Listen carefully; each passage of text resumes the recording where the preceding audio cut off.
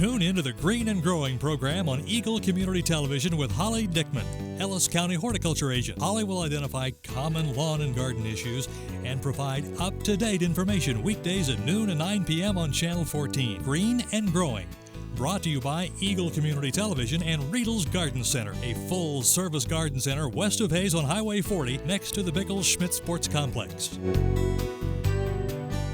When you're planning your landscape or thinking about redoing some of your beds, it's very important to group those plants together that have the same water requirements.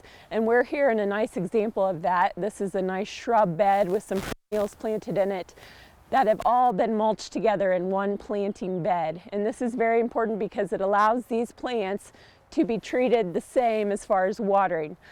Shrubs have different watering requirements than turf, and so they need to be watered differently.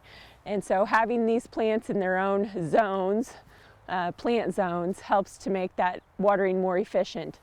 The other nice thing about this planting bed is that it has organic mulch applied to it. Not only will mulch help keep the soil temperatures cooler in the summer and keep the weeds down, but it will greatly help with that water use efficiency. Mulch helps to keep the moisture in the soil that we do receive. So if you're under water restrictions and you can't water, or maybe you're very limited on your watering, putting down organic mulch will help keep the rain that we do receive down in that soil longer. So it helps keep the soil cool. That soil, the water's not evaporating as quickly, therefore the plants can utilize it much better. Now I talk about organic mulch, and by that I mean something that decomposes. We have wood chips here, but there are other products out there, cedar chips, straw for your gardens, grass clippings for gardens. You just have to be careful with some of those things as far as what products have been applied, but those are all considered organic mulches. And these are things that you want to put down at least a 2 to 4 inch layer to be effective at having some weed control and moisture retention. This has a really nice deep layer, at least 4 inches, and so underneath there, even though we haven't had much moisture to speak of, the soil is fairly moist, and so that's just an indication of that mulch doing its job, keeping the moisture where it needs to be. Planting plants that have the same water requirements in a bed as well as having mulch are both very important steps in xeriscaping.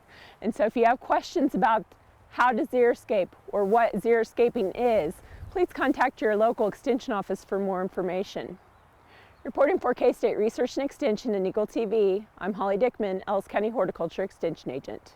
Tune into the Green and Growing program on Eagle Community Television with Holly Dickman, Ellis County Horticulture Agent. Holly will identify common lawn and garden issues and provide up-to-date information weekdays at noon and 9 p.m. on Channel 14. Green and Growing.